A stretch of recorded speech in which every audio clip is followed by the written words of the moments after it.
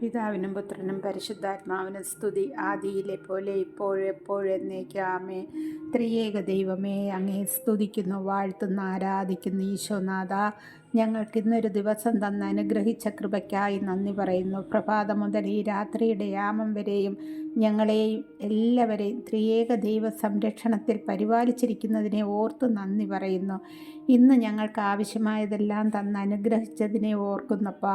ഈശോപ്പാ, അങ്ങയുടെ അടുക്കൽ കൂടുതൽ നേരം ആയിരിക്കാൻ തരുന്ന കൃപയ്ക്കായി നന്ദി പറയുന്നു. ഈശോപ്പാ, ഞങ്ങളിപ്പോൾ ഉറങ്ങാൻ പോകുന്നു. ഞങ്ങൾ ഉറങ്ങുമ്പോൾ അവിടെ നിന്ന് ഞങ്ങളെ കാക്കുന്ന കാവൽ മാലാഖമാരാൽ ഞങ്ങളെ എല്ലാവരെയും കാത്തു പരിപാലിക്കണമേ. ഈശോനാഥ, ഈ രാത്രിയിൽ നല്ല നിദ്ര നൽകി അനുഗ്രഹിക്കണമേ അപ്പ.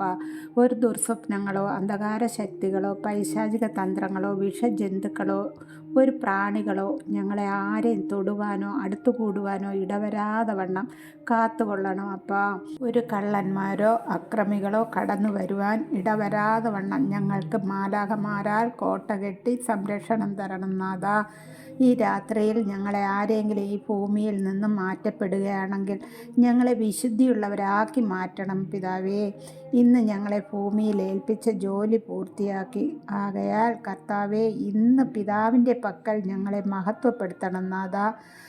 നമുക്ക് ഒരു വചനത്തിൽ കുറച്ച് ഭാഗം വായിക്കാം. വായിച്ചതിന് ശേഷം 5 മിനിറ്റ് നേരം കിടക്കയിലിരുന്ന് വായിക്കുന്ന വചനം ഒന്ന് ധ്യാനിക്കാം. എന്നിട്ട് കിടക്കയുടെ 4 ചുറ്റും കുരിശടയാളം വരയ്ക്കണം. നെറ്റിത്തടത്തിലും 3 തവണ കുരിശടയാളം വരയ്ക്കുക. ഓരോ കുരിശടയാളം നെറ്റിത്തടത്തിൽ വരയ്ക്കുമ്പോഴും യൂദന്മാരുടെ രാജാവായ നസ്രയേൽക്കാരനായ ഈശോയെ, ഞങ്ങളെ പെട്ടെന്നുള്ള മരണത്തിൽ നിന്നും കാത്തുകൊള്ളണമേ എന്ന പ്രാർത്ഥന ചൊല്ലണം. ഈ സമയം ഈശോ കുരിശിൽ സഹിച്ച പീഡകൾ നമ്മൾ ഹൃദയത്തിൽ ഗ്രഹിക്കണം. അതുപോലെ നമുക്കൊരു പകൽക്കാല ഈശോ തരികയാണെങ്കിൽ നമ്മെ ഈശോയുടെ കരങ്ങളിൽ സമർപ്പിച്ച് വേണം ഒരു ദിവസം ആരംഭിക്കേണ്ടത്. ആമേൻ. നമുക്ക് ഒരു തിരുവചനം വായിക്കാം. സങ്കീർത്തനങ്ങളുടെ പുസ്തകത്തിൽ നിന്ന് 54-ാം അധ്യായം 1 മുതലുള്ള വാക്യങ്ങൾ. ദൈവമേ, അങ്ങയുടെ നാമത്തിൽ എന്നെ രക്ഷിക്കണമേ. അങ്ങയുടെ ശക്തിയിൽ എനിക്ക് നീതി നടത്തി തരണമേ. ദൈവമേ, എൻ്റെ പ്രാർത്ഥന കേൾക്കണമേ. എൻ്റെ അധരങ്ങളിൽ നിന്ന് ഉതിരുന്ന വാക്കുകൾ ശ്രദ്ധിക്കണമേ. അഹങ്കാരികൾ എന്നെ എതിർക്കുന്നു, നിർദ്ദയർ എന്നെ വേട്ടയാടുന്നു. അവർക്ക് ദൈവചിന്തയില്ല. ഇതാ, ദൈവമാണ് എൻ്റെ സഹായകൻ. കർത്താവാണ് എൻ്റെ ജീവൻ താങ്ങി നിർത്തുന്നവൻ. അവിടുന്ന് എൻ്റെ ശത്രുക്കളോട് തിന്മ കൊണ്ട് പകരം വീട്ടും. അങ്ങയുടെ വിശ്വസ്തതയാൽ അവരെ സംഹരിച്ചു കളയണമേ. ഞാൻ അങ്ങേക്ക് ഹൃദയപൂർവ്വം ബലിയർപ്പിക്കും.